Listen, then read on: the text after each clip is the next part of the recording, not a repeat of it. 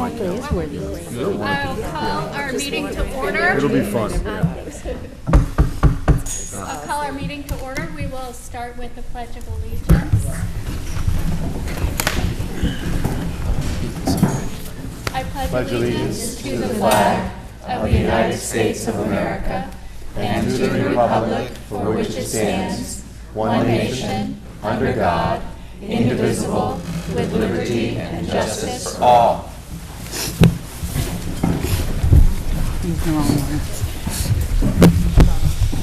We will begin with introductions. I'll start with myself. I am Amy McMillan. I am on the Windsor School Board, and I'm the chair of the Windsor Southeast Supervisory Union Board. Sean Whalen, Weathersfield School Board. Heidi Remick, Weathersfield School Board. Colleen Spence, Heartland School Board. Sarah Taylor, Heartland School Board. Nikki Buck, Heartland School Board. Diane Custer, Secretary Superintendent. Scott Richardson, Heartland School Board and Windsor. Christine Warren, Heartland Principal. Angie Ledoux, Director of Curriculum. Tiffany Casano, Windsor School Principal. David Baker, Superintendent of Schools. Karen Woolsey, Director for Special Education. Nancy Kedrick, West Windsor. Elizabeth Burrows, West Windsor. William Yates, West Windsor. Chris Garnjost, Windsor. Eric Dower, IT Director. Oh, okay. There we go. Yes, you. Jean Marie Upton, Principal, Weathersfield School. Leanna Robinson, teacher at Weathersfield. Great, thank you, and welcome. I'm glad everyone could make it this evening. And thank you, Heartland, for hosting. Nice job. I will take a motion to approve the minutes from September 4th. Is there a second? Second. Are there any changes or additions to the minutes of September 4th?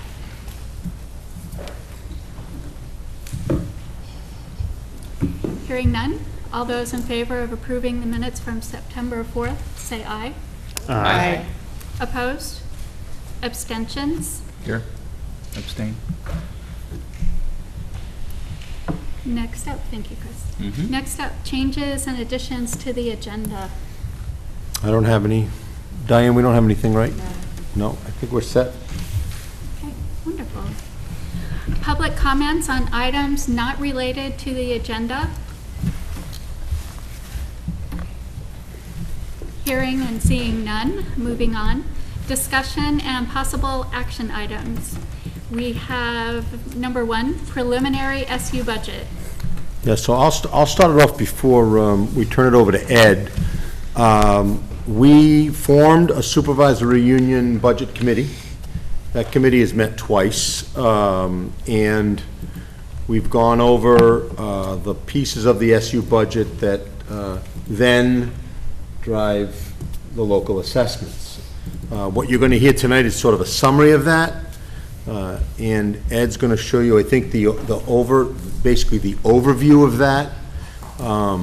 We are not expecting any decisions tonight, obviously. I think we either will push it off until our November meeting, or we could talk about a special meeting just to do budget at, in other words, call the SU board together or the whole carousel together and have a meeting in that off cycle.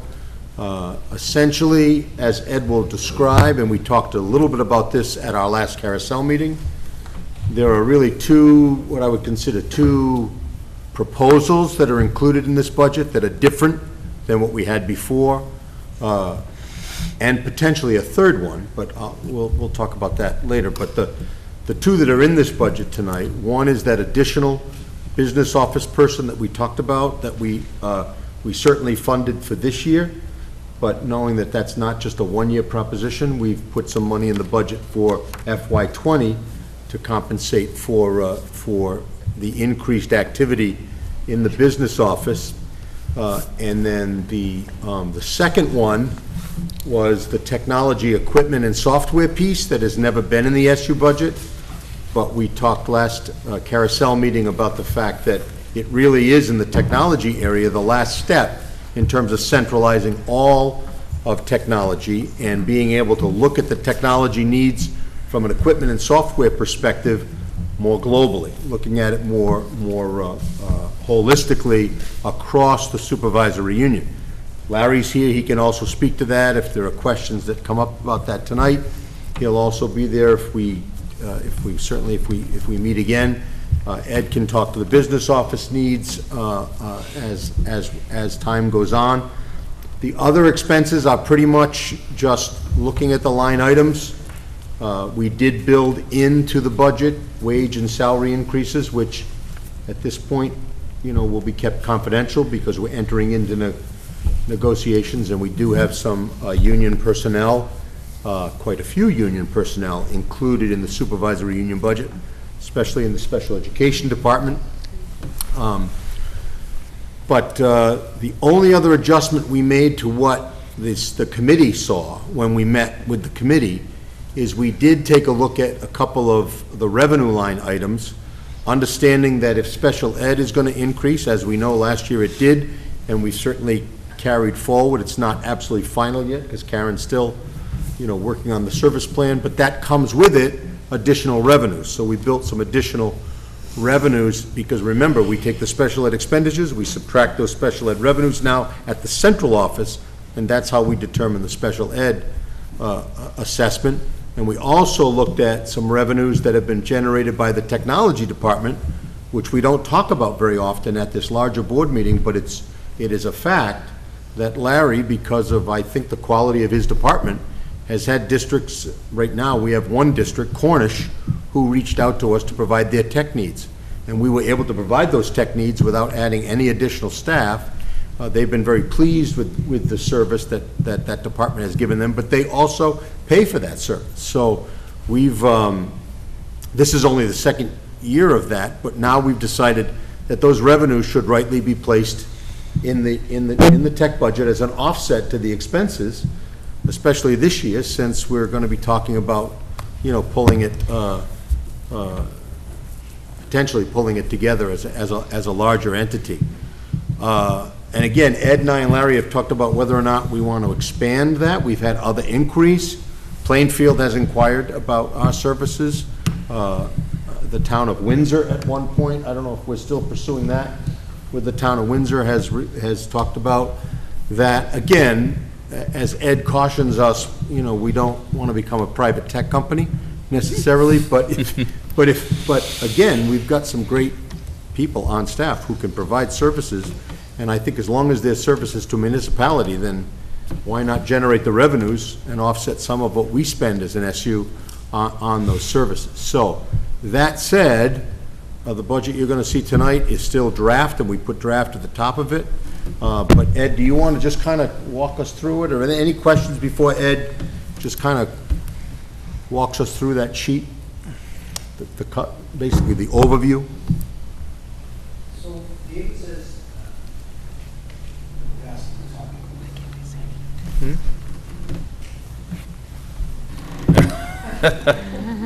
So, before Ed gets going, I'm assuming Ed's not going to go through it line by line like he did. The with committee us. did that. Right. We're going to just look at the final. And if he wants us to have those of us on the committee sort of That would be helpful. to give our perspectives, I'd be happy to. That would be good, Bill. Right. Thank you. Yeah.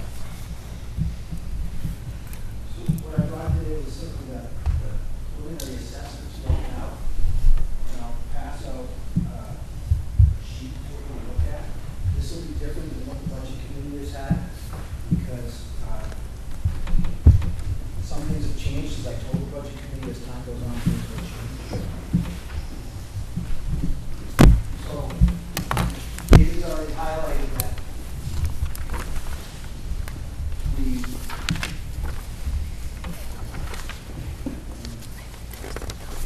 top assessment there is just the technology assessment. What that shows you is what that 11940 was in percentage based on utilized people that it was in this year. So that, the year we're in was 555,527. And what we're proposing for next year is 737,855. due to the fact that the last part of special education, technology that was left in the school districts was capital equipment. And what Larry has done here is he's taken capital equipment out of every budget at all the other schools and put it all to supervisory union, and then it gets assessed back to the school based on the 2020 values for equalized union. So with that said, I'm going to say there was a pretty large debate about that whole thing in the budget committee. So Bill, if you want to talk about some of the things that came up in that debate. Well, one of the things that came up was, and I think Larry addressed them with the particular districts within the budget, was to be able to support and having that information to go back to the towns with what exactly are they paying with for. And I don't, from my personal perspective, doing this, bringing the capital equipment to the SU makes complete sense, in that the maintenance of the computers and most of the expenses of technology is already on the SU. This is just a really small piece of, when you look at the overall tech budget, this is really a smaller piece of that's going towards it. Just you want to point something? Yeah. Yeah, I so- think the big concern was to be So- able to go back to Heartland and say, well, we're going to pay more this year. But really, Larry laid it out very clear that Windsor is at the end of an upgrade, and Weathersfield and Heartland are at the beginning of an upgrade. Yeah, so one of my concerns was the spending patterns that Larry presented at the last meeting. Windsor was spending a lot more than the other two, than Heartland, than the other three schools. And so, going forward, justifying this to our voters is, why is the appearance is that Heartland is subsidizing Windsor. If you were to just look at the numbers that Larry presented at the last meeting.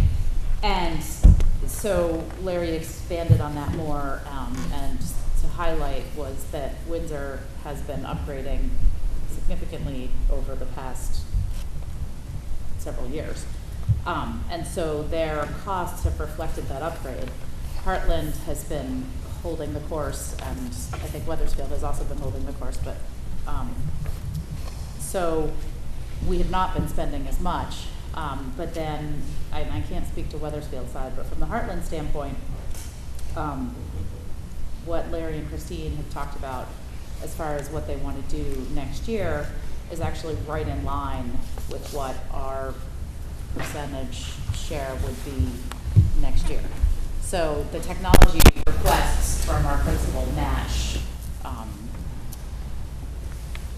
what our allocation based on equalized school would be, and I think going forward, that to me makes it easy to justify to our voters, and then also going forward, it makes complete sense to me from a big picture of being able to share computers and resources and all of that is logical, and this part of our budget is so small compared to big picture, but I needed to feel comfortable that that increase was justified and that I could stand up and say, we're doing it because it makes sense. So in other words, there will be a shift. Windsor's costs will go down significantly, and Heartland and Weathersfield's are projected to go up considerably in the next 2 or 3 budgets. Yeah, and so for Heartland's numbers were going to go up regardless of whether or not we merged forces. Right.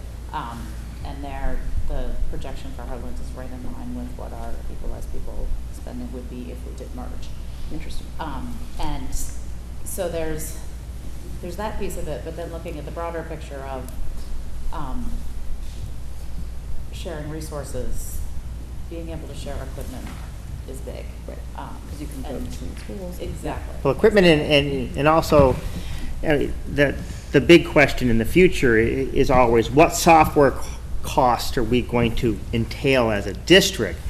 And whenever you look at future software cost, it's always economically smart to look at it from a district standpoint than from an individual school standpoint. We just don't know what the future of software is going to be. The other thing is that, you have to look at the trade-off of, savings overall, which I think is pretty much going to happen, versus schools shifting the shift away from school technology goals, and it's going to shift towards district technology goals, which I don't think it's a bad thing, because it's going to be in a larger picture. And one of the other things that I guess I didn't phrase directly is that I spent a lot of time quizzing Larry on the technology goals of the schools and the technology visions of the schools, and it turns out all of the schools have the same technology vision. We're just in different places all the time. And so we're going forward, like, it's not like Windsor's not doing something dramatically different from Heartland. They're just at a different place. They're just at a and paying different for place. it, Yeah, it sounds exactly. like. They're just, yeah. And so I think going forward, as long as that continues and, we're looking at it from the SU level, then it's really the SU's vision for where technology is going. And it's no longer at the individual schools level. But knowing and having quizzed Larry extensively, I think, on I think a lot of us did. Yeah, it was a good. He held up. Yeah, so the goals of the goals of all the schools seem to be in line with each other, and it's not, the spending patterns don't look that way, but they are. And also, it was explained to me, because I didn't understand the technology of all the schools, Windsor actually hosts a lot of the services that are provided to the other schools. And so it does seem appropriate that we would pay for some of those services through a supervisory union, since they're providing supervisory union services. And also my questioning, which I was pleased, that I work in the tech department of the Hartford district, and in Windsor, and Larry is doing many things that I wish that are more cost efficient than that I wish we were doing in Hartford. So I think they have a really good vision of giving the teachers and the students the technology that they need, but delivering it in an economic way. So that made me very comfortable about making this transition to handing that over to the SU, because Larry was able to convey his vision clearly, and yeah. And I think the other thing we'll be able to do is we will be able to explore those other revenue streams. And I thought that Colleen made a good point at one of the meetings that we hadn't even really thought of, because we were thinking about justifying the expenses to Heartland and Wethersfield in terms of maybe speeding up the trajectory of technology implementation in those buildings, given where we are in Windsor. But Colleen pointed out, and I think it was you, Colleen, I don't want to give you credit for something you didn't say, but If it was brilliant, it was me. it was brilliant. If we make this move from a Windsor perspective, they're taking a risk too, because now they no longer control the ends of the implementation of their technology. What happens then is we're all taking that global look. We all look at the budget Larry brings to us, and we all make decisions about what could be cut or where it could be cut, and or where it could be increased for that matter. And I would agree with something somebody said too, that I think this year we had to do this, relatively quickly. We had talked about it last year, but I don't think we've realized the kinds of cost savings. I mean, Larry was able to lower the tech budget. Yeah, and I think that could probably increase we've talked about other ways in which we can, if we stay with our one-to-one Chromebook model and philosophy. There may be ways that, we can, figure out to have one school and then pass equipment on, or have a bank of equipment, rather than everybody gets brand new every 2 or 3 years, but just keep that.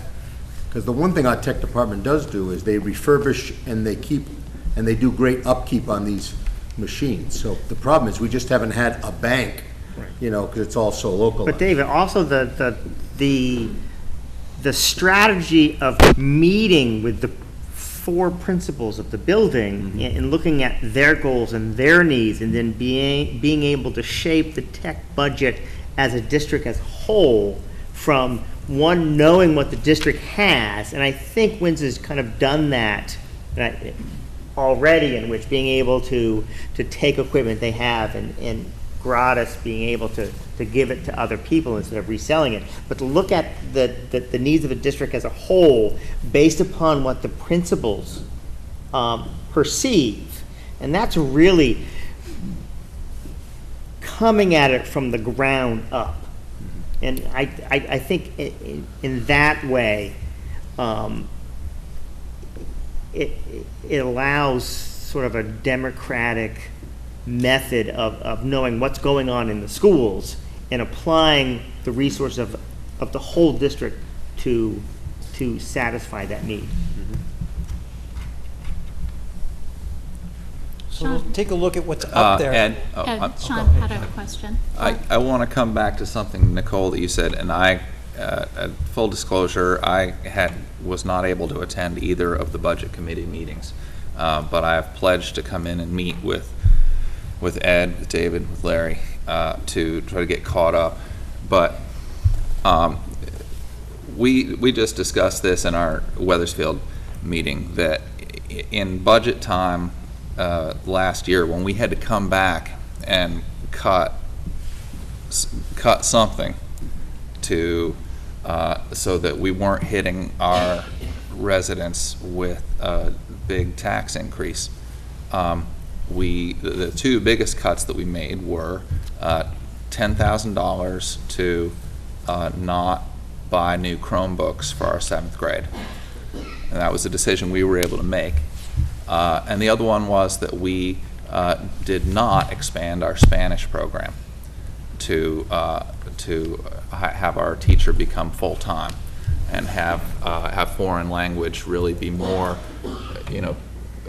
penetrating through our school experiences, which I personally, and I think many of our board members feel the same way, is intellectually important, and it touches a lot of aspects of teaching and learning that could really enhance everybody's experience. We, in our discussion in talking with the principal of our school, I personally feel that not expanding Spanish was a very tough thing for us to do. But cutting $10,000 by not buying new Chromebooks for 7th grade, there's nobody that we've heard from who feels that actually did cause any pain. And so I'm not sure that, I would just lay down a marker that I'm not sure we all do have the same technology vision. And I certainly will have to, one of my questions is whether we're looking to spend, our assessment would go up $44,000. And I have got to go look at our budget and see if what we are spending on capital equipment. Are we planning on spending $44,000 on capital equipment? So with the proviso that I fully intend to come in and learn more about this, I have my reservations about it. Well, I want to clarify something in that I don't think that in the budget meeting we said that we all have the same technology visions. What my statement was that that's one of the things that would be given up by the town, is that decision-making wise, the towns would give up their technology vision. It would no longer be a town technology vision, but it would be a district technology vision. Do you and- mean, sorry, do you mean SU technology SU, vision? yes, Okay. yeah, I'm sorry. So it would be an SU technology vision, that's something that would be given up. But it would be something that would be given up by all towns. Windsor would lose that ability to set their technology vision as much as West Windsor, as much as Weathersfield, as much as Heartland. But it wasn't that we all have the same technology vision. So I agree with you on that. I don't think the districts, the towns have it. Yes. Would it be possible to get some numbers sort of showing this cost shift that we're talking about? That I'm just thinking about explaining this to taxpayers and if this idea that, well, we're sort of at different places and there's going to be this cost shift over the next couple of years, and I think it might be really helpful to kind of be able to illustrate that and sort of show, here's where the contracts are, this contract ends, this spending will go way down, this, they're due for an upgrade, their spending will go way up, or just to kind of show how those. Right. And then I think at our last meeting, Larry talked about putting together some ideas for how we could save money by looking globally. And I think that could be very compelling too, if there are some specific. And Larry laid those out in the meeting somewhat, but I think you're talking about having some sort of outline that you could bring back. Yeah, just to show, because I think the rationale here is that it looks like exactly what Sean said, and I think people will be alarmed by that. But yes, if there is this idea that, well, these contracts are finished now, and so this spending will go way down, and these contracts are just about to be signed, and so that Weathersfield is going to start spending $40,000 on technology, so in fact, we see an equalization there. And I think Larry, as he's handing out now, has already done something like that. I don't have enough for everybody. Right. So, for those that were at. It's preliminary, but I think. This is the preliminary. This is also just one portion of our assessments. And if we continue on and find out what's happening, central office, special ed, and early ed, and then the total assessment down at the bottom, so and that we will reach can- out. We'll probably have another SU budget committee meeting Yeah. between now and the next meeting, and we'll reach out to Sean, because Sean was certainly honest and clear and transparent in saying he did not make the first two meetings. So some of that stuff just, But we'll do that. Technology is only a portion of the right. SU budget. And if we can see kind of the whole picture, and also, never mind. So you want to keep going, Ed? Sure.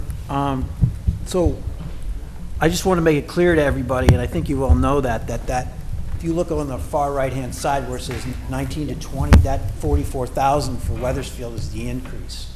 Okay, and then just on down the line, the new combined West Windsor is 79,000 and 57,000, and that's just comparing it to last year's assessment. Okay, it's not taking into account what you would have had budgeted at your schools. Those are zero now. Right. So everything, those are increases, but there's nothing. I didn't get a breakout of what, if you don't want to do it this way, what your individuals would be in terms of what would your schools be spending on their own local budgets.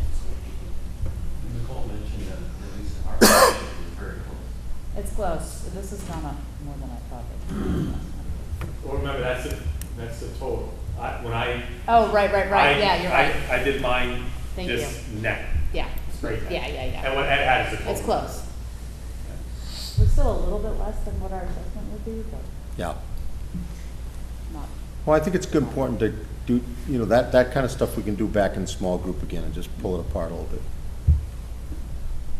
You want to go on to central office, Ed? Yeah, sure. So central office is up 10.74%.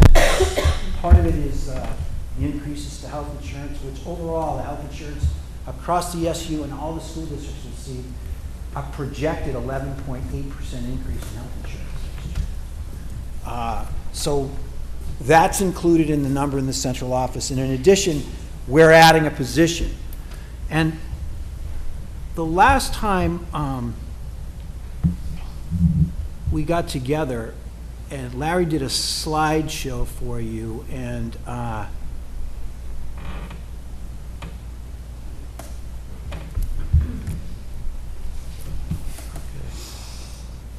so what I did is I tried to show you what has happened at the business office since I started. So I started in 2006. So what I'm going to start with is what the staffing level was in the year prior to my arrival. I thought I was. You guys aren't competing for No. PowerPoints. PowerPoint wars here. In 2005, the FTEs, that includes myself, at the central office was 6. The total budget was $328,000, and the number of people in the payroll was 13, okay? In FY19, the FTEs are 4, the budget's $389,785, and the payroll is $350. Okay? So when you look at that on a percentage basis, we've actually taken down the FTEs from where I began. The budget's been at around 2% annually or less, and the number in the payroll has increased by 2,592%. Okay, so what I'm proposing for next year is to increase it to 5. And the number of payroll, is that the number of individuals on the payroll? Yes. Okay, That the SU is now processed. right. But most of that has to do with that the SU has grown and encompassed. Right, so we are now the special ed. largest employer because we have special education at the central office. The other thing too, in '05, remember, back in the early 2000s, each building had their own superintendent, right? Right. And you processed your own payroll. You see, so that's Right. also part of what's at play here. So some of the things that have happened in the last 5 years that have made it very difficult to stay with the staffing level that we have is the implementation and administration of the Affordable Care Act, okay? So as part and parcel with that, if anybody was following it, there was a health exchange at the state, and the state set up their own, which failed miserably. Then they turned around, and in the interim, the group that we belong to, which is VHI, Vermont Educational Health Insurance, it's part of a group called VSBIT, which is the Vermont School Boards Insurance Trust.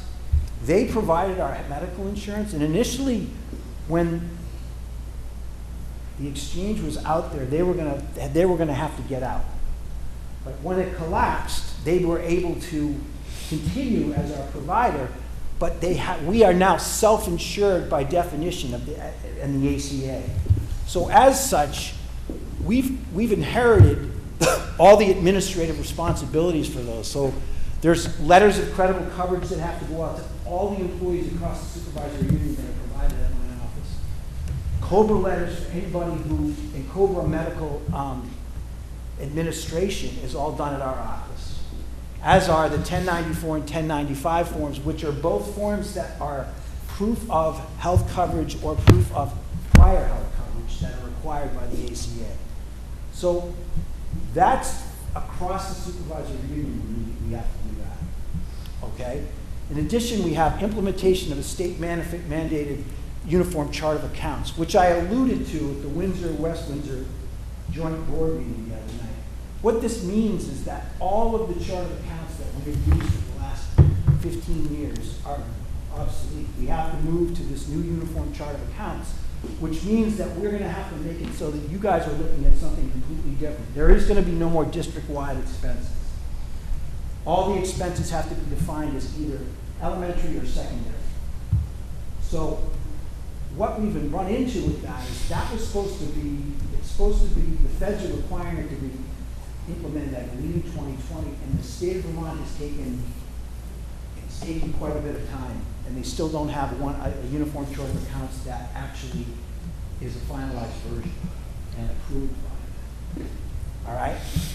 So, in addition, the increased regulation for our child nutrition office. We have had to quadruple our efforts on that level to comply with various child nutrition mandates, it's federal mandates that child nutrition enforces. And it's, I've said before, it is a very, very, very difficult, antiquated system, to say the least. And it's only getting worse. And finally, the state, along with the Uniform Chart of Accounts, right around the time that, about this time last year, no, actually later on. But what they announced was that we knew about the Uniform Chart of Accounts, but then the state legislature last year decided that they wanted to see a state-mandated financial accounting software system, which they went out and selected a vendor. Now, 85% of the state was on a software platform by Tyler Technology called Infinite Visions or something like that. And the state selected an entirely new vendor called eFinance. So now everybody in the state has to transfer their software from one to the other. And that's not going very smoothly. Well, e-finance doesn't work. So that's the. So what's your problem? We're finding that out, Bill. Yeah. So these are some of the challenges that are faced by the business office, and that's why I'm here tonight to say I think it's imperative that we do get another position because, as you can see, it's become a lot more than it was 4 years ago. Before you move this slide along, Ed, I know last month we voted to approve spending $60,000. Actually, I could really use that slide for a second. The previous sure. one. To hire another employee for the business office for this coming year, but not as a permanent position, as a one-year one. And the way I understood that was a big reason for it being needed now was to come into compliance with some of these new state mandates. I presumably, and that's kind of a blanket word, but I would think that these state mandates are meant to save money in the long run or make things more efficient. And to the extent that I gave my vote to hiring someone to help us through a transitional period to get to this better place, I was a little down at the mouth because I'd rather spend the money on that Spanish teacher. But yes, I voted yes on that. But once that being done, shouldn't some of the pressure be off? Sean, for those of us who are dealing with state implemented mandates right now, and I'm one of them, and as you can see, my hair is gone. I stay home. Yeah, yeah. I sincerely hope that they do, but as a very wise man stated at a budget meeting a few weeks ago, it seems that everything that the state touches in education these days turns to dust, and I have to agree with him.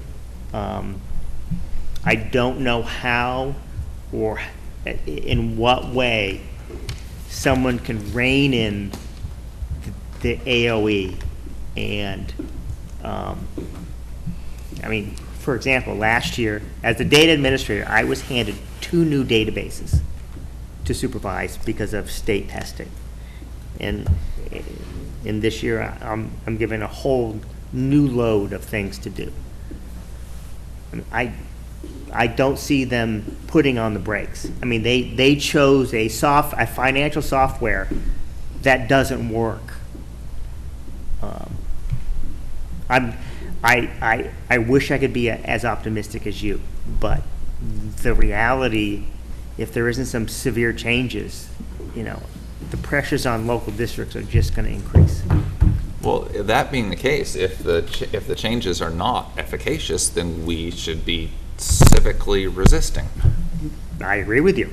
we should be dragging our heels. You can't get into the agency of education because it has like a steel-plated door, and you have to dial a phone from the outside to go in and visit with any of the 60 employees of the agency of education. So I would share your frustrations about that being difficult. But if it's really not working, and we have to spend more and more money to keep up with things that aren't working, well, we need to stop that. Yeah. Well, if you want to start a group, I'd be happy to join. I want to stay home and milk a goat, you know? Yeah. I know. I want to go to work every day and focus on things that help, student learning, but I'm sorry, I kind of jumped in. No, I appreciate it. That's part of it's a piece of the puzzle. And again, to get back to what Amy said, I mean, we've got a long way to go tonight, but I think, Sean, not to single you out, but if in fact, because we discussed some of this too at the budget committee meeting, but if we, can invite you in, we can get it into more detail, and you, in the end, you may or may not support it. I mean, I understand that everybody, where you stand depends on where you sit, and you got to go back and sell these budgets to your local communities. We're just expressing a need and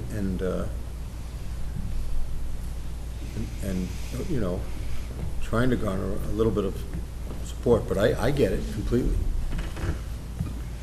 So you want to go on to the next one, special education, because special education is a change from what even the budget committee saw, and that's twofold. Number one, we are still working out the expenditure numbers, but number two, we tried to get a better sense today from the state around revenue figures, because as you know, the special education budget, based on certainly need and population, is going up, but with that, also those revenues go up. So we factored in a little bit of those revenue numbers. It's always a little bit of a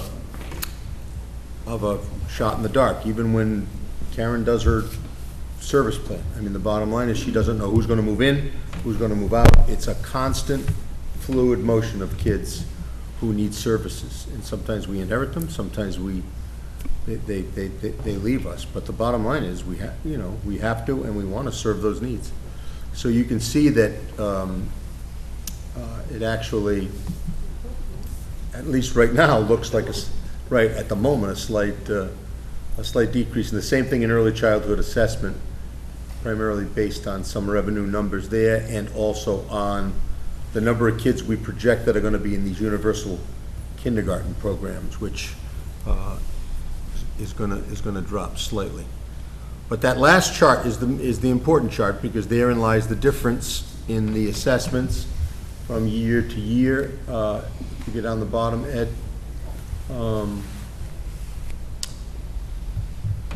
yeah, you can see the differences, and essentially the entire budget is up, after calculating those revenue numbers, up just over 5%.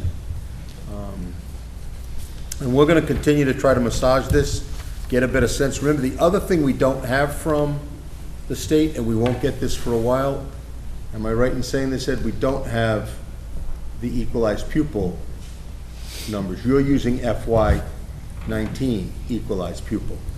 That will change. We'll get those numbers probably in December sometime. So that's the thing is that what the school districts like to see, or in the past at least, they've always wanted a number that they could rely on. So in terms of assessments, but last year they said that given any changes as we moved closer to the end of the year, I could make those changes. So they approved the budget with the caveat that there could be some slight changes to it. But one of the things that we did do last year, because the equalized pupil numbers came in so late, is we actually used FY18 to develop the FY19 budget. And what I'm showing you now, for as far as the assessment percentages, is FY19 numbers. Now, you could choose to wait for the FY20 numbers, but I don't know when those will come in. Now, the middle of the month is usually a safe bet, but this is an unusual year in terms of getting numbers from the state. Yes? Why is the Heartland percentage on the early childhood assessment 33.35?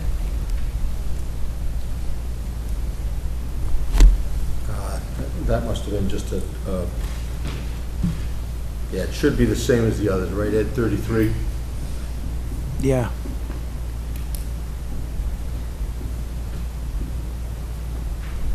Key punch error, I'm sure. Yeah, on early childhood, all of those numbers are Right, the same The numbers same. as the 2019 numbers. They should all be the same, yeah. Yeah, but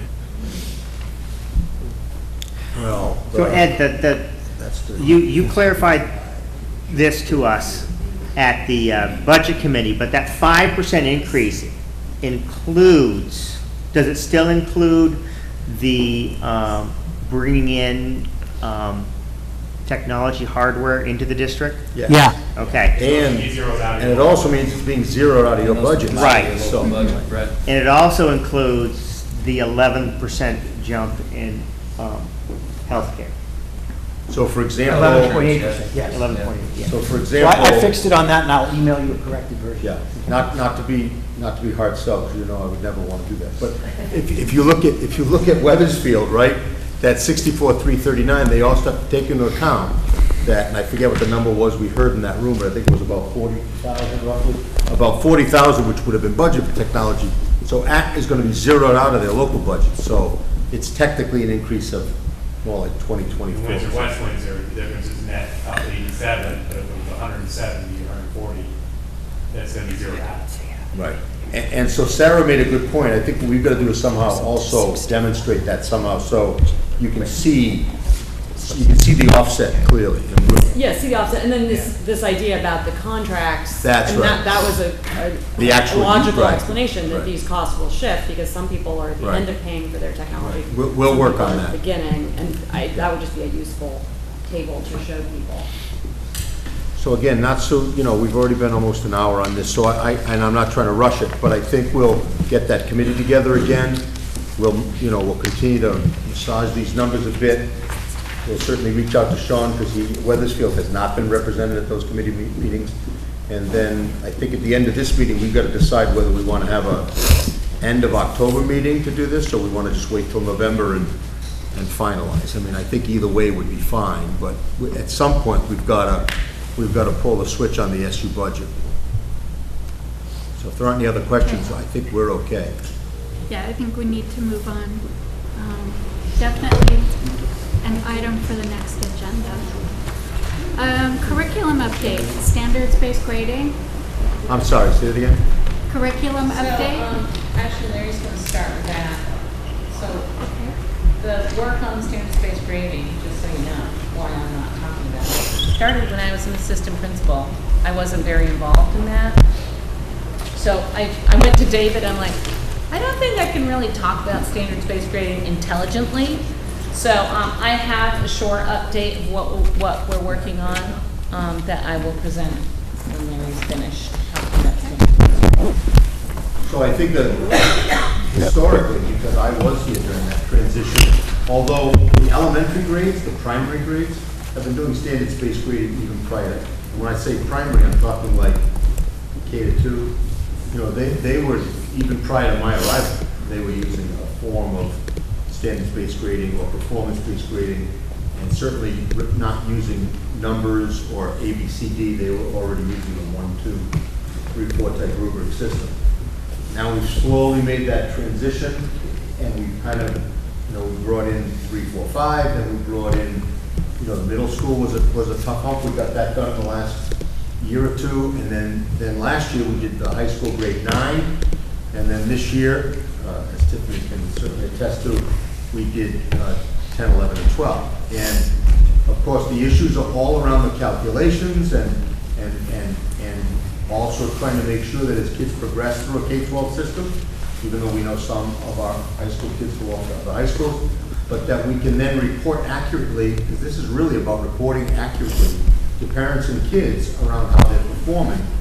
But also at the high school level, the real concern was, and it's not unique just to Windsor High School, but then how are we communicating this to colleges and universities and post-secondary institutions, because, for a university, Some of them are making the transition. Some of them are using standards-based grading and project-based learning in their curriculum. It's kind of interesting. It's some of the more elite colleges, right, are making this transition, I think, which is interesting. Yeah, but we won't get into that tonight. So that's been part of the conversation. So one of the things I think Bill was the one who asked for it, but not only just kind of the history of where we are with standards-based grading, but then sort of what we do around the calculation and how project-based learning transfers into a grade. So that's why we thought we'd start with Larry tonight, to let him just tell us a little bit about that, and then we can ask any questions about the curriculum end of that afterwards. All right, so this is just a digital report card. This is just showing you a teacher's example. You can see, let's look at Math 2, operations and algebraic thinking, number and operations based 10 measurement data on the lower left-hand side. Those are what we call colloquially domains. Those are the domains. So for art, the domains are the National Core Art Standards, creating, responding, connecting. Science, it's the next gen science standards, life science, physical science. Math is the Common Core, just like ELA. So that just gives you an example. And the way it shows you that it's calculated, how does that become a 3? That's what I'm going to show you. So again, focusing on math, these are the domains. And how does that happen? So number and operations of base 10, these are second grade standards. Remember that going back here, we had measurement and data and number and operations of base 10. Those are the domains I'm pulling out. And underneath those domains are standards. So read and write numbers to 1,000. I just picked out, by the way, I picked random ones. Fluently add and subtract within 100. Add up to two-digit numbers. And then underneath that is another domain. Measure the length using appropriate tools, estimate length. These are all standards underneath measurement and data. Now, how's it? For a second, Larry. So the standards. So the standards are coming from basically that Common Core standards that we're asked to, or certainly required by the state to hold kids accountable to that level of standards. Now, some of the work that Angie has been doing, because if you look at those standards, there are sometimes hundreds of them. And so part of what Angie's been doing is taking those core domain ideas and then trying to streamline or get the staff, it's been kind of a unified effort, to prioritize those standards and to come up with what might be considered more commonly called a power standard or an anchor standard. And so there's been a lot of work that's gone into that, and then what Angie does after she's done working with a team of second grade teachers around the standards is then she feeds Larry those standards that they've decided on are the power standards, and then those are the ones he puts into the system that he's talking about right now, so that when I'm going to do a unit on measurement and data, I'm going to click on the standards and only a certain number are going to pop up, and I'm going to pick the ones under that unit that I want to have be a part of that. So when you look at the state of Vermont, when they look at your vocabulary, numbers in operation in base 10, they would call a standard. Correct. And the 3 underneath would be performance indicators. Yes. Yes, Correct. we use different terminology. When I speak to teachers, I find that when I say domain, right, and I sometimes refer to these as learning standards. Right. But when you read the literature, performance indicators are really 1, 2, 3, 4. Yeah. Those 4 things. Right, so exactly. It's not how's it calculated? All right, so we had a standards based grading committee the last couple of years, SUY, and I think it's for 3 years running. This is what we've been doing, and we bring it to the teachers and say, would you like to change it? We did this at the committee work last year and the year before. They say they want to stay with the way it is. It's a big discussion. Do we want to go with the most recent 3, or do we want to go with the last 5, or do we want to go with the last 1? And the thinking around most recent 3 is, again, let's look at this standard. Read and write numbers to 1,000. Now we're getting into the standard level. It's based on the most recent 3. If there's only one assessment, one assignment, then it only pulls that one, because that's all there is. But it uses the most recent 3.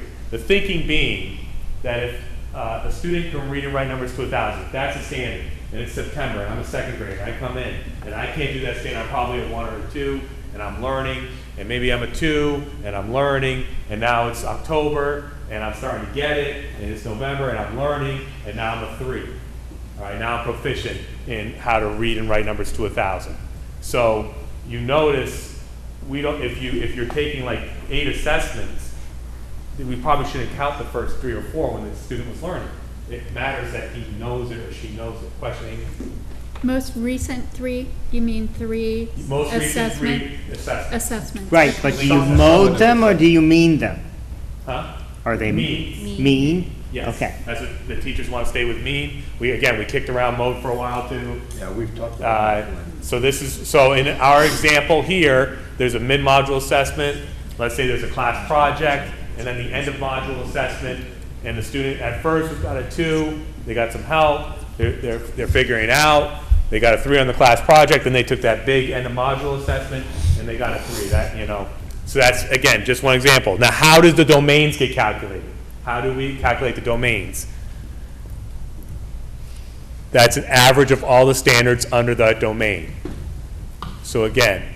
So what kind of average though? Straight average. That's mean. Yeah. I mean, so, but do you do a 5-cut score or do you do a altered cut score? It's a straight average. So for example, under the read numbers to 1,000, that most recent 3, let's say that was a 3. All right, and let's say fluently add and subtract with 100, that student got a 2 on that standard based on the most recent 3. And then that one, add up to 4 2-digit numbers, that student got a 3. Their final domain grade on that student report card would be a 3. Now, again, I'm talking K6. I'll get into 712. We do it a little differently in 712. That's how you calculate the domain.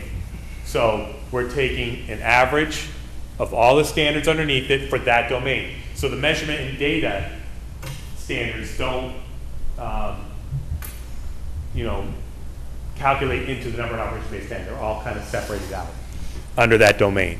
So again, showing you what the report card looks like. Now, how is 7 through 12 different? Now, this is across the SU, so it doesn't matter what school the student goes to. That was important. The teachers want to make sure it was the same for a 7th grader in Heartland as it was a 7th grader at Windsor.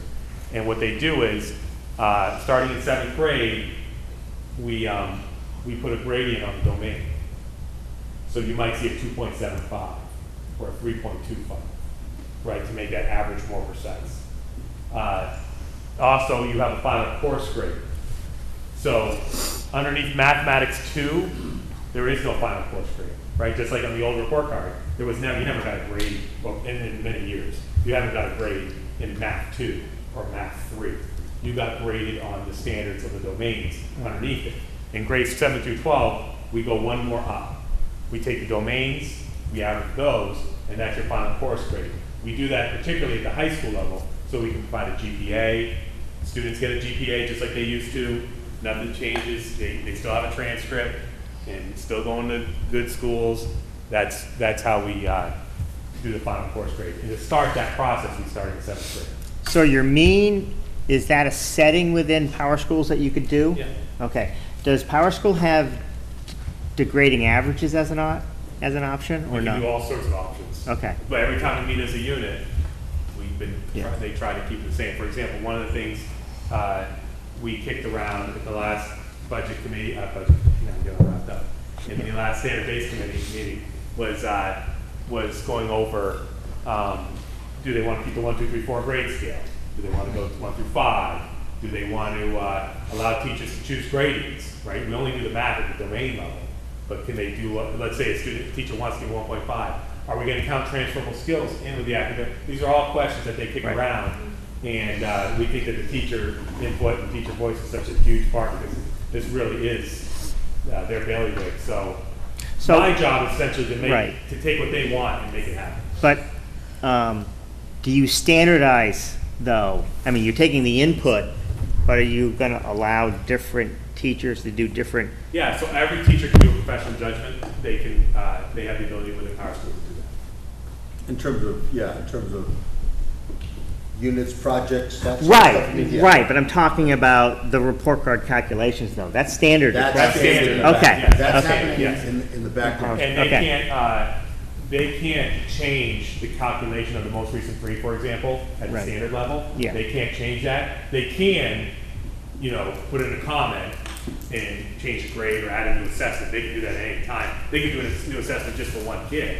Can It's the they, same thing. can you weight the different, We could. And We've we talked do about that. Okay. So We've in talked about high that. school, we don't do this much at K-6 and 7-12, but at the high school level, the science wing got together and they wanted to weight. So in high school, you have the well, actually 6 through 12, you have the academic grades, and then for the Common Core for next gen for science, and then you have ELA Common Core for science, like technical manuals and stuff that doesn't have to do with DNA or splitting the atom or anything, but it's technical manuals and stuff like science writing, and those teachers decided to weight those as half of their each domain. So for example, in Biology 9 at Windsor High School, the domains are weighted equally, but then those ELA and writing domains are weighted half.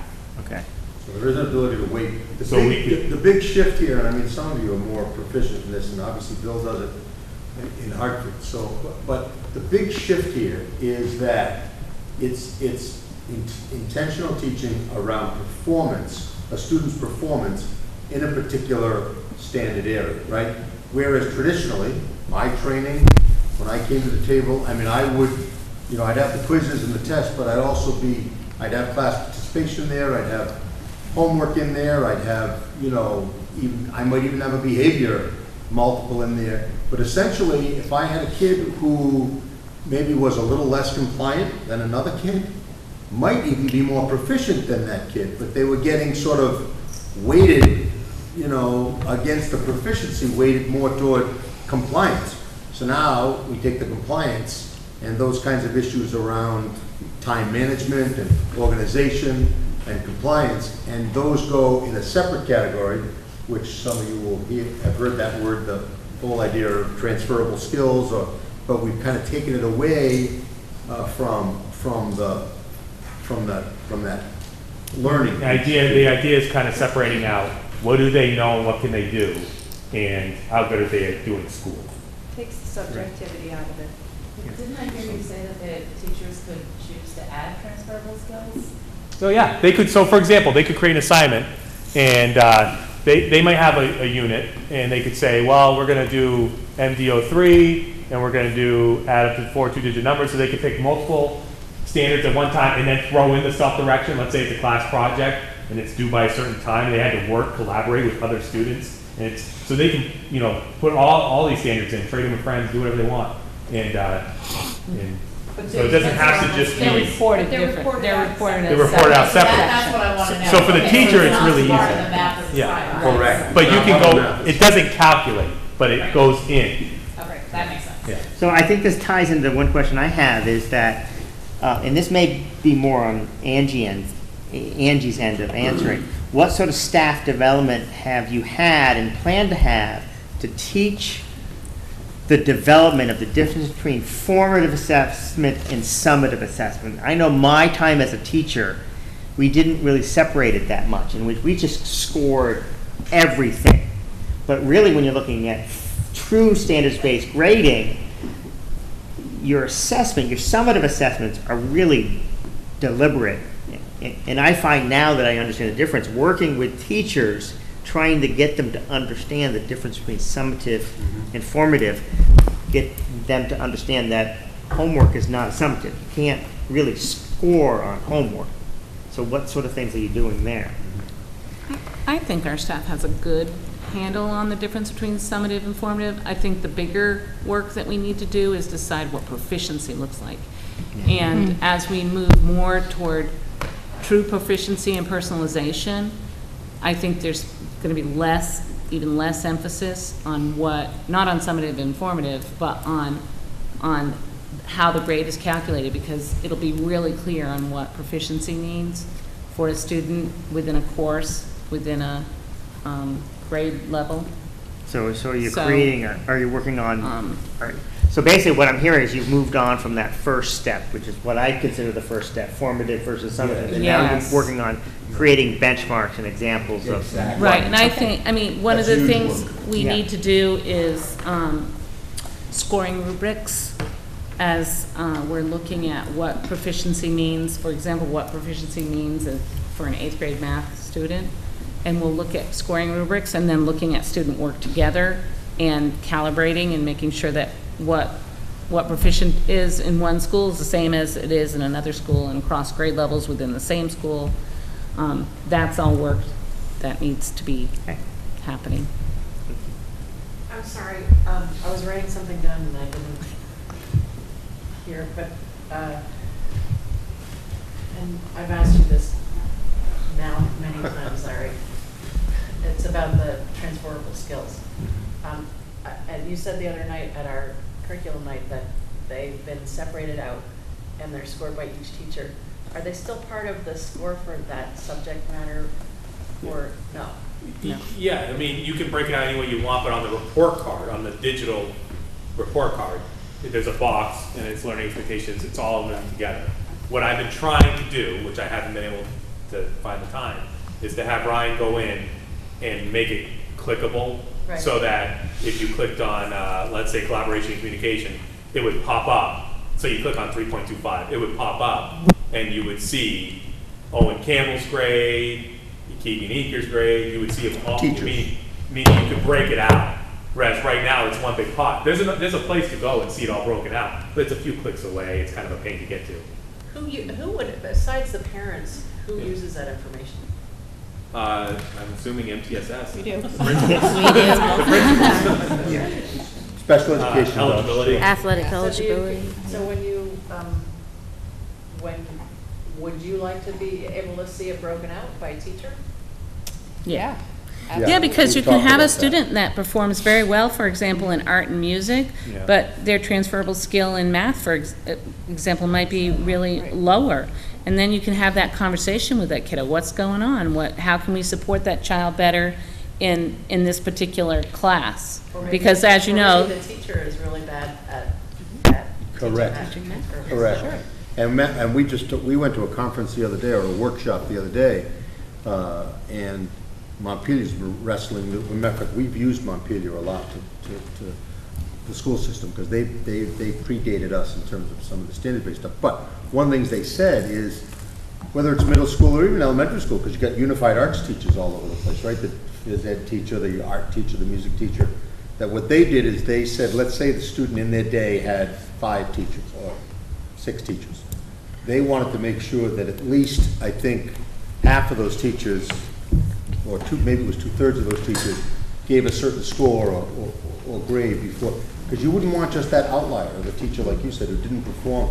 Maybe it's more about that teacher's classroom management strategies, or ability to motivate, that's got this kid kind of not wanting to do homework, or not getting very invested.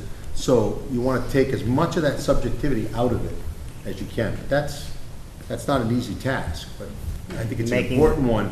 Because I will tell you, one of the things I believed even a long time ago, that, and probably right here tonight, we could have a kid write an essay and ask you to grade that essay on an A, B, C, D, and I bet you that there'd be several of us that would have a very different grade for that essay based on what we bring subjectively to that piece of writing. And what you're trying to do, not to make it all uniform, but to at least get some level of credibility behind what we're saying is proficient and what's not proficient. And that's going to be a few more years worth of work. We're not anywhere near there yet.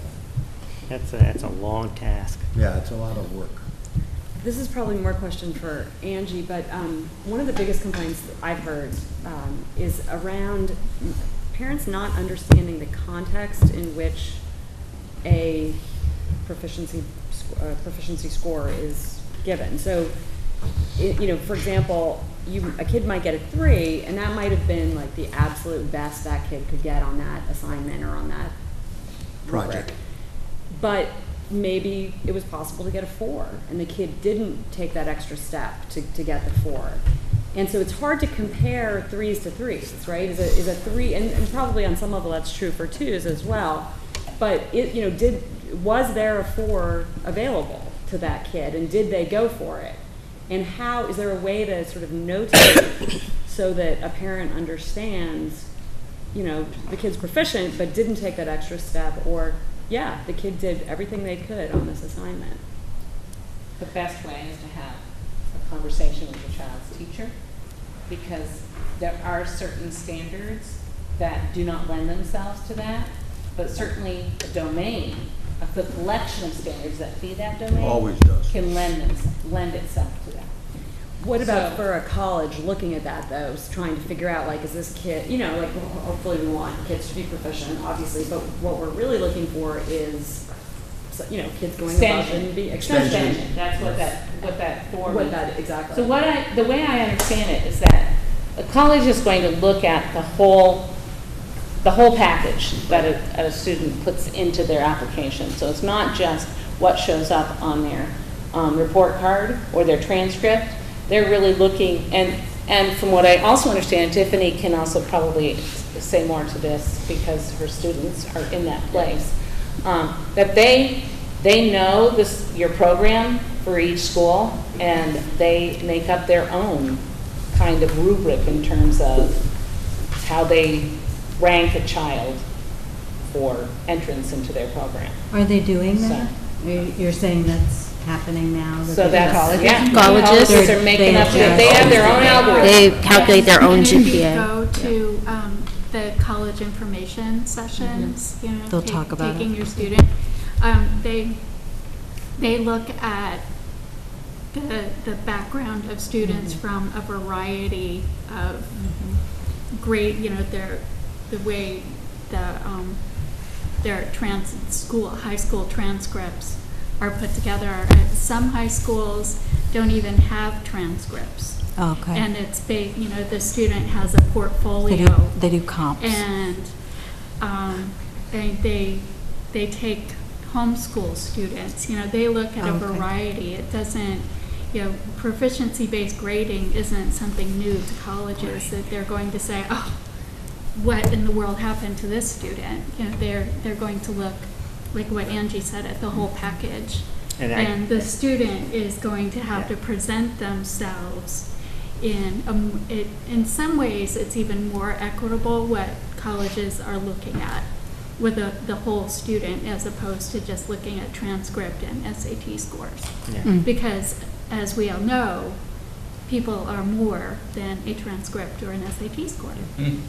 And so, I mean, David mentioned, you know, Montpelier, and, you know, I know the people who created that system, and in that whole area, they don't have a GPA in class rank. Correct. It's done.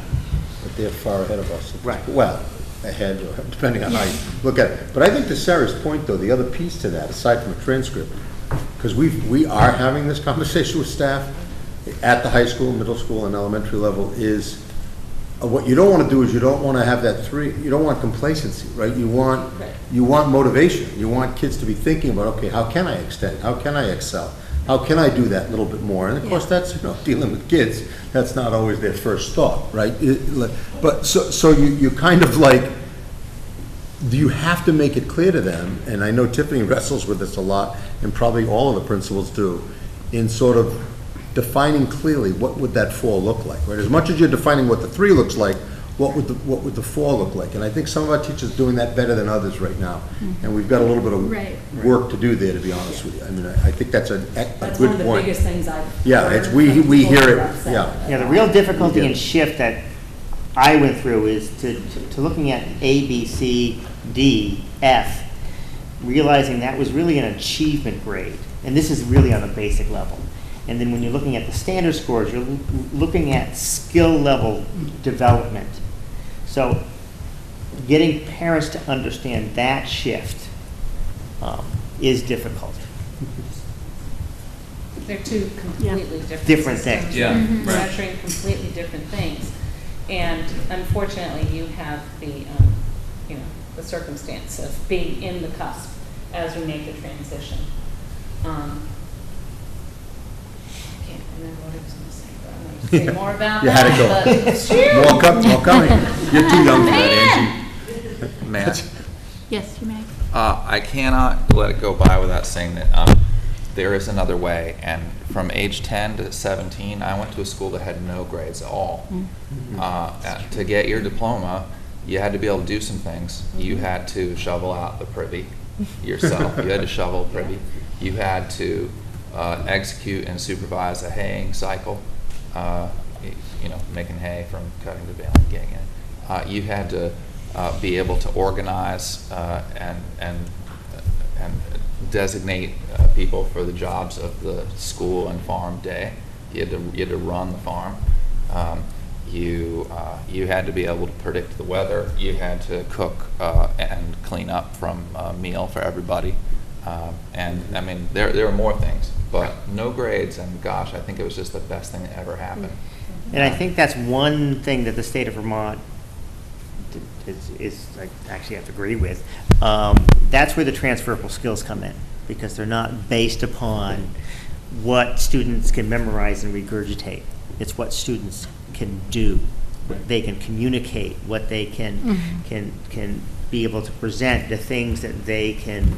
Right, problem solving. Problem solving, Right. yeah. And logical thinking. I'm going to talk more about that, so Yeah. do you mind if I Go right ahead. move us along? Yeah, you can That's move what forward. those Okay. things that you were doing. But I think Sean, Right. I think Sean's experience The is ability probably to problem closer to solve. where we want to be. This. There's some schools that I wish I went to take on school. responsibility. That'd be awesome. Sure, let's go. Can we do that? Yep. Not great. So, Okay. just a little recap of what we did last year. We worked on the power standards, and the power standards selected based on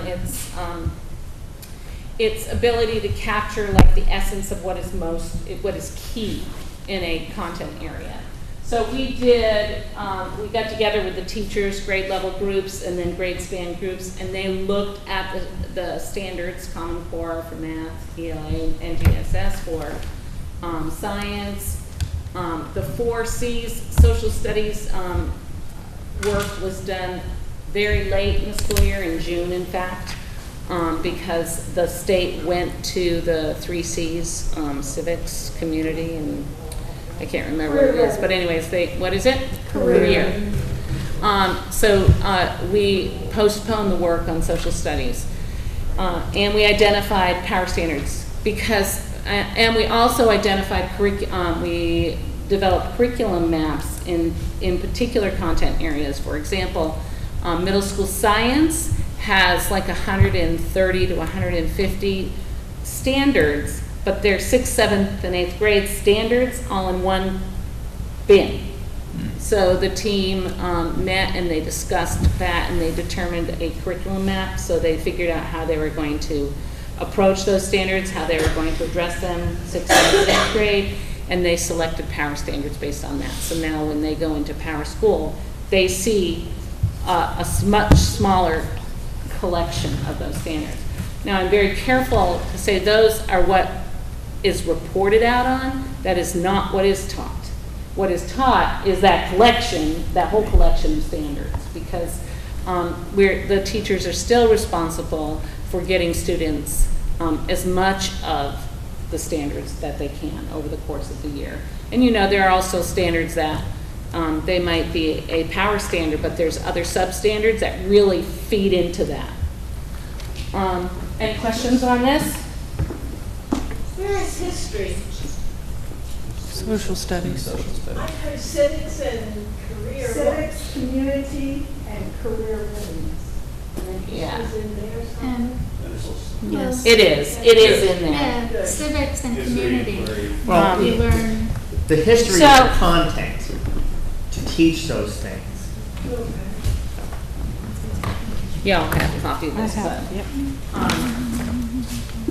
So the learning expectations are, in August of last year, we polled the staff to come up. We gave them like a collection of, I don't know, 20 or 30 words that seemed to capture what characteristics of what you would want a student graduating from your program, a senior graduating from your program would embody. And from that list, we developed 6 domains, and those are the 6 domains that are up here on the board. If you notice, we kind of stretched that a little bit because we have collaboration and communication, which really is 2, but we put them together, and then innovation and creativity were also put together. The ad team then used resources that we had to come up with subdomains, and those are on the document that you had. That's just the list of subdomains, along with standards that represent what a senior graduating from high school would be expected to be able to do. That work is, we are evolving that work currently. Next Monday, we have an in-service on this. We had an in-service a few weeks ago, where grade level teams are taking the structure of this document, the domains and the subdomains. So for example, habits of learning and growth, they might look at growth mindset, and they're looking at what that looks like at their grade span. So I've got K2, 3, 5, 6, 8 worked on this. High school, we're in a different training that day last week, a couple weeks ago. And they are determining what does my second grader need to know and be able to do, what's my fifth grader need to know and be able to do, and what's my eighth grader need to know and be able to do. And then the next step in that is to look at that across, like, okay, in kindergarten, what are we going to emphasize in first grade and in second grade? So each grade level, what are we going to emphasize? So that gets us more along the lines of what the work is that we're going to do this year. This fall, we're working on the learning expectations scoring rubrics. That's the work that they're doing, taking those subdomains and identifying what it means to be proficient. We're playing with some language on our scale, where one is, what did we say, developing? Mm-hmm. Emerging. Where a 1 would be emerging, a 2 would be developing, a 3 would be proficient, and a 4 would be extending. We've found some research that talked about that language and how we really want to, the 3 and the 4 to not be a ending place, but to show that the 3, for example, when you say meets the standard, it implies that you're done. We want to make sure that that's not the implication. So we're working on that language. That might be probably coming out later this year. And then a 4, rather than exceeding the standard, to extend the standard, because when you exceed a standard, there's a lot of confusion. Does that mean that they're at the next grade level? So are they doing the next grade level's work? The exceed makes it difficult for parents to separate the ABC scale from. Right. The other thing is it makes it difficult for children to achieve that level. Right. And we want them to be able to see that there is a way that they can extend that learning to achieve that level.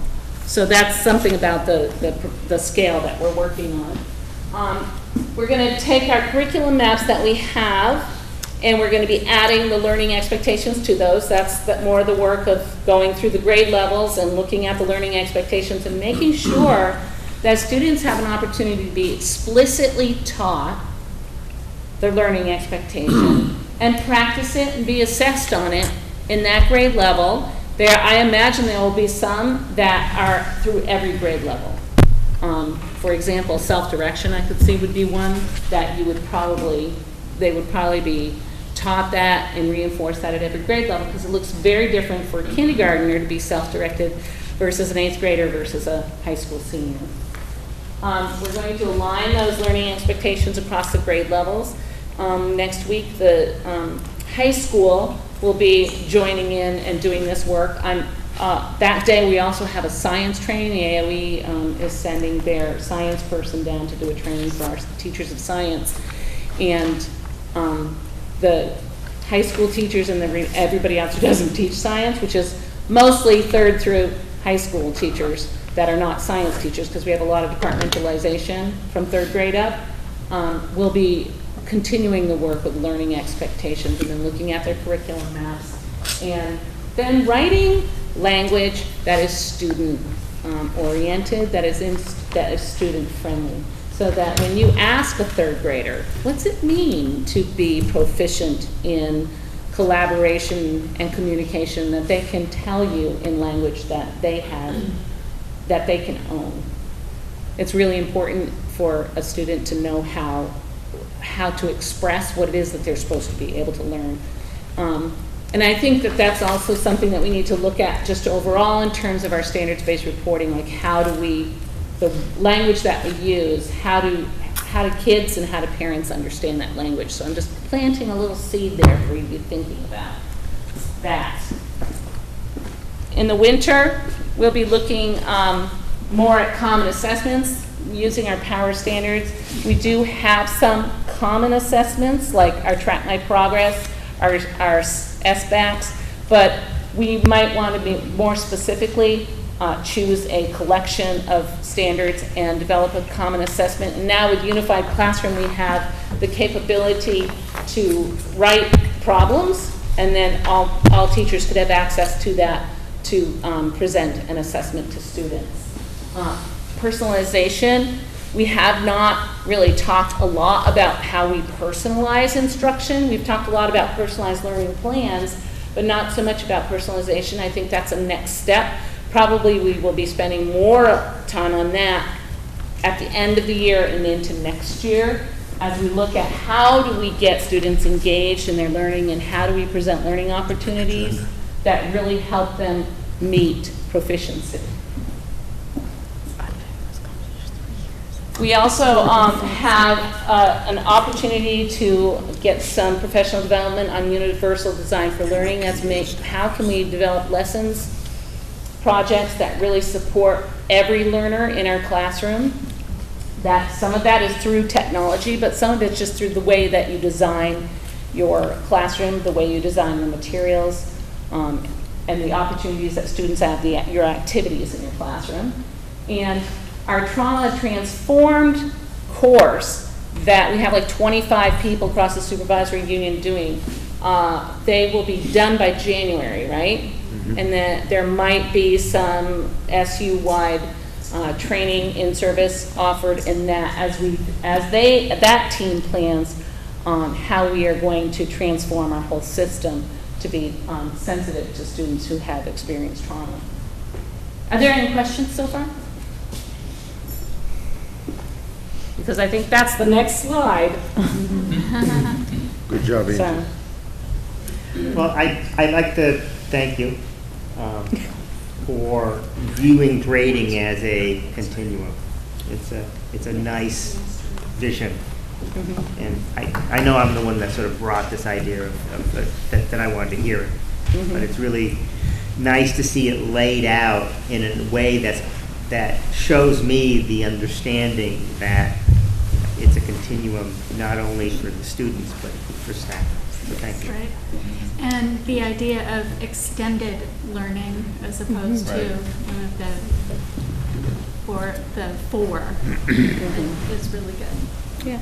And I don't want to embarrass Angie, but she's in her second year as director of curriculum, but I really want to say, and I think I speak on behalf of the team too, she just follows through, she just stays organized, the staff really like working with her, which hasn't always been the case.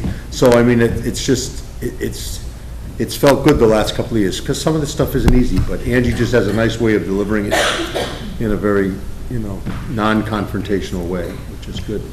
I'm really excited about having the discussion about student work and instruction, because proficiency-based education is about the relationship between the teacher and the student. That's nothing that you haven't heard before. Mm-hmm.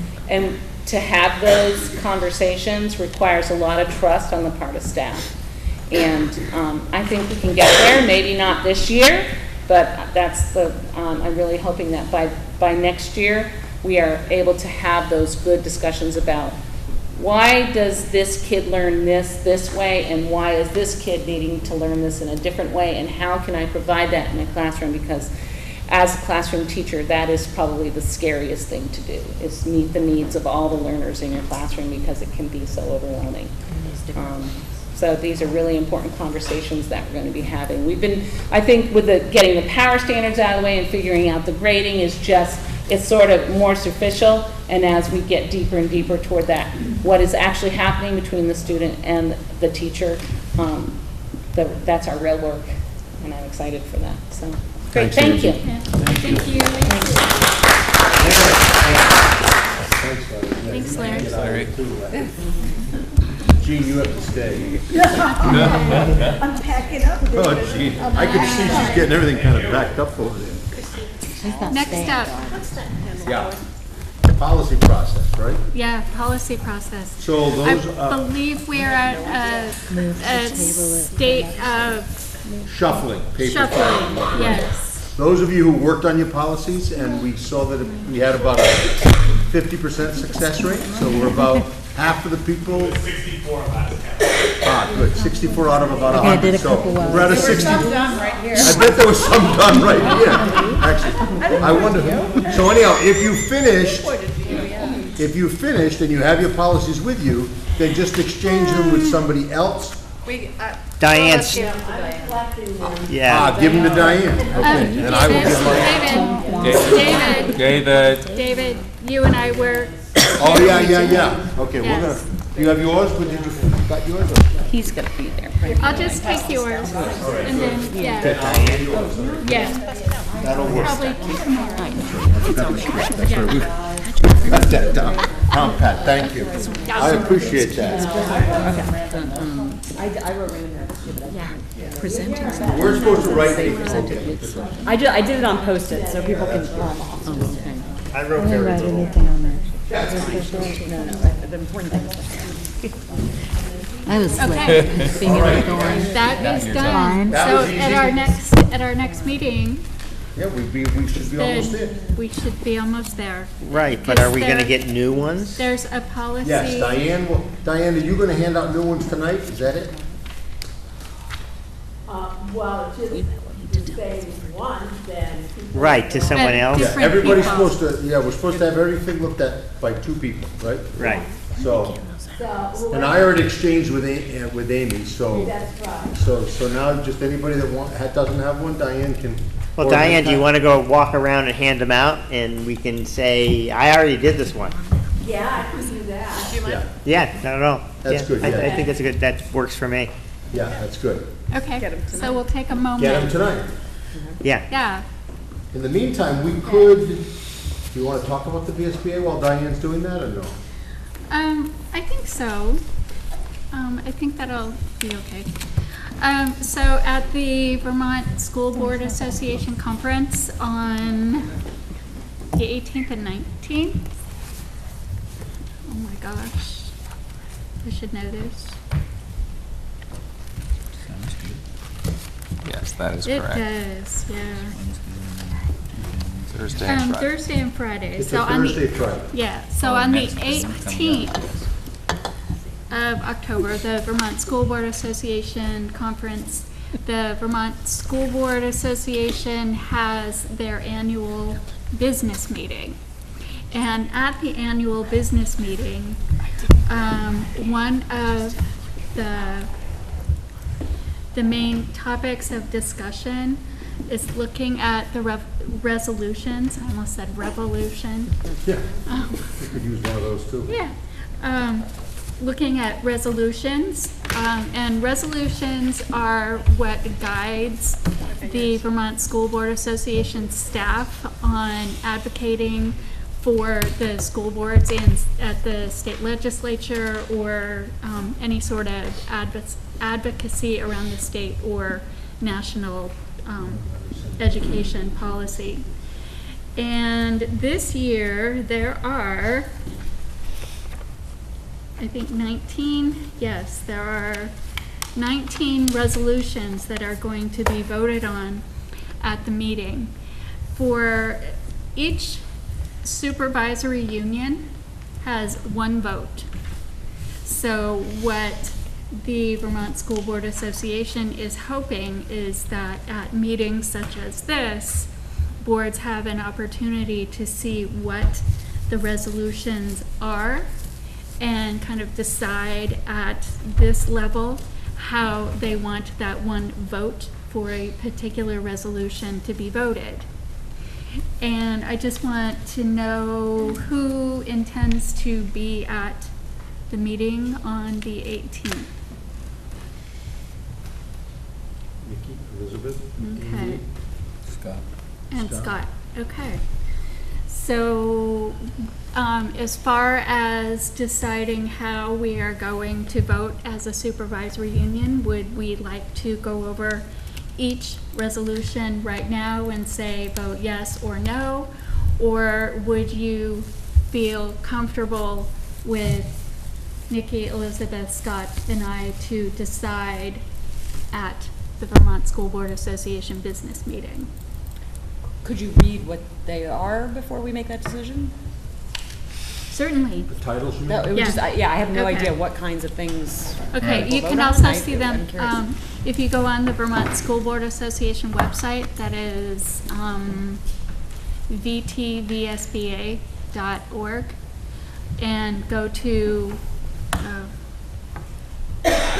minute, hold on.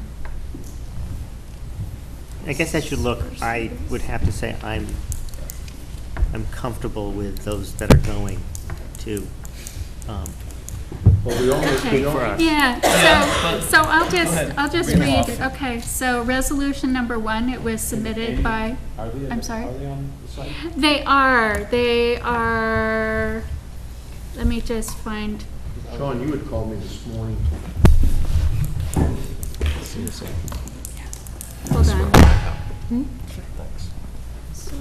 Sorry. On the homepage and.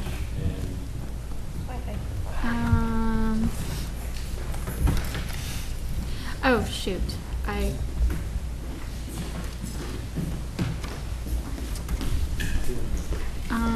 if you go to the VSBA Board of Directors and then go to VSBA Board Meetings, so it's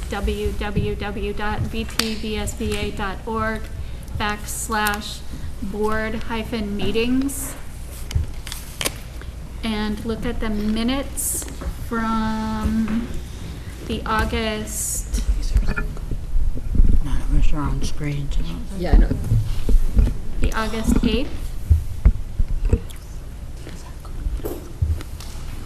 Yeah, I don't have a computer. so Yeah, I can't do okay. it. Well, if you want to write that down and you We can can look do at it. it We can look at it later, yeah. So I will read them. Great. Resolution number 1, submitted by the Burlington School District.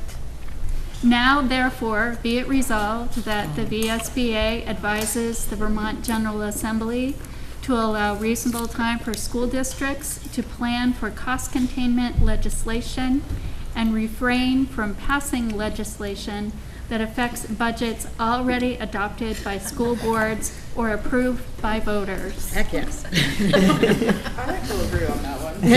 Yeah, okay. You ought to bring on most of We it. can- Yeah. So the representative, the members of the board for VSBA spent probably 3 hours going over these resolutions and deciding as a board how we wanted to present them and whether the board said, yes, let's go with this, or no, and then the reasons. So, and then it will still be up to the whole assembly. Right. Okay. So resolution number 2, submitted by Burlington. The VSBA propose and promote increased federal funding of public schools in the United States, and that the VSBA, in the interest of national defense and in support of establishing and promoting world-class technical education and innovation, propose and promote that in addition to current education spending, the equivalent of 1% of the United States military budget be dedicated or redirected for this purpose. The committee's recommendation is that they favor the sentiment but does not recommend to pass. So we can decide how we want to look at this. Resolution number 2. Presumably the board had a good reason for. Right, It supports yeah. it in theory, I but mean, had a and- good reason yeah. for. Yes. And That'd be if- my read, that there's some legal reason why that's not possible. probably. Yeah. Again, the sentiment, and it's also how we present the, Yeah, great idea, but. It's a resolution. Yeah. So be resolved. yeah, okay. Resolution number 3 by Burlington. And that the VSBA add workshops on labor management models such as that used by at least one Vermont school district called Relationship by Objective, to demonstrate how negotiations can emphasize ways in which the Vermont NEA and VSBA local boards and NEA chapters can work together to formulate successive contracts between teachers and community representatives boards without disenfranchising dividing teachers, boards, and communities, and that the VSBA publicly and predominantly recognize that teachers, the Vermont NEA, and school boards, the VSBA, have the same goals of educating Vermont's children, and that models for working together will be included annually. And the committee's recommendation, because of the way this was worded, was not to pass out of committee. So again, because of the way it was worded. Let me just 1 second here. I think just in the interest of time, because I know a couple of you have to leave. You need to leave at 9. Yeah. I'm just thinking there's probably another 15 of these to go through. Yeah. I'm just wondering. Yeah, again, so I recommend looking at the website. That's what I would do. And then if you have It's great to get If anyone has a strong sense of them. opinion, we'll share it with you. Yeah, That yeah. makes visceral sense. reaction to any one of them, get to Going either with Amy, who are the ones that are going? Amy and Elizabeth. Nikki, Nikki and Scott. and Scott. Yeah. Great.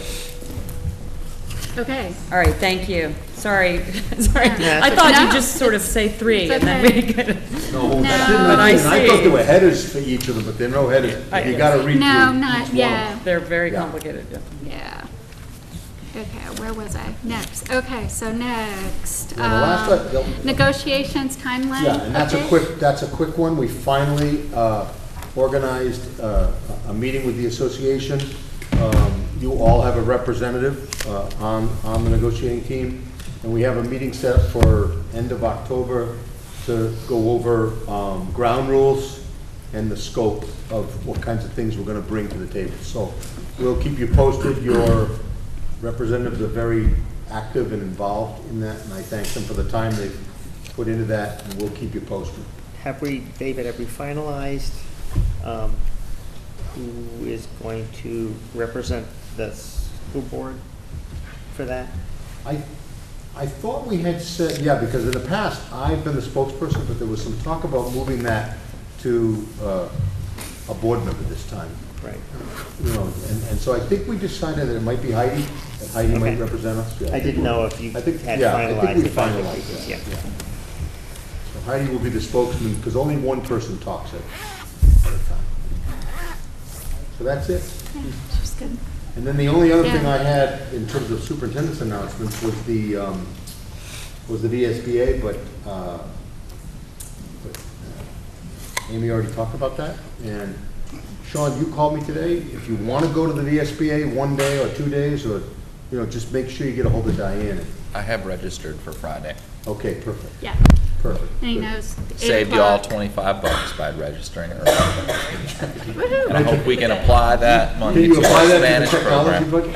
budget? Spanish teacher, sorry. To go where it will do the most good. That's good. I like that.